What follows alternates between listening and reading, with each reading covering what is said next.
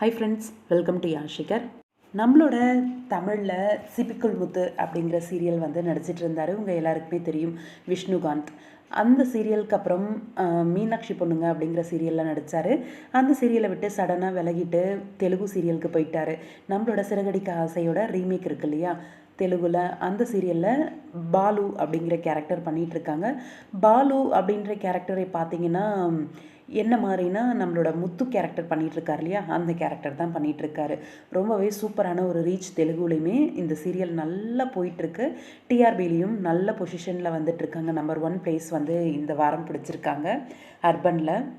அவர் வந்து ரீசெண்டாக அவரோட இன்ஸ்டாகிராம் பேஜில் ஒன் மோர் ப்ராஜெக்ட் சூன் அப்படின்னு சொல்லி ஷேர் பண்ணியிருந்தார். வேஷ்டி சட்டை டவல் எல்லாம் போட்ட மாதிரியான ஒரு நியூ லுக்கில் வந்து ஒரு பிக் வந்து ஷேர் பண்ணியிருந்தார். குட்டி வீடியோன்னு தான் சொல்லணும். இவர் இந்த வீடியோ ஷேர் பண்ணதுக்கப்புறம் மறுபடியும் தமிழ் ப்ராஜெக்டில் என்ட்ரி கொடுக்குறீங்களா அப்படிங்கிற மாதிரி ஒரு சிலர் ரசிகர்கள் வந்து கேட்டுட்ருக்காங்க.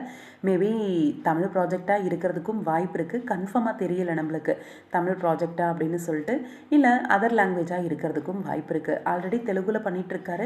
மறுபடியும் தெலுங்குலேயே ஏதாவது சீரியலில் என்ட்ரி கொடுக்கவும் வாய்ப்பு இருக்குது. இல்லை அதர் லாங்குவேஜ் மலையாளம், கன்னடா அப்படி என்ட்ரி கொடுக்கவும் வாய்ப்பு இருக்குது. இல்லை தமிழ்லேயே கூட வர்றதுக்கான வாய்ப்பு இருக்குது. பார்க்கலாம், வெயிட் பண்ணி அந்த நியூ ப்ராஜெக்ட் என்ன அப்படின்ட்டு உங்களோட கருத்து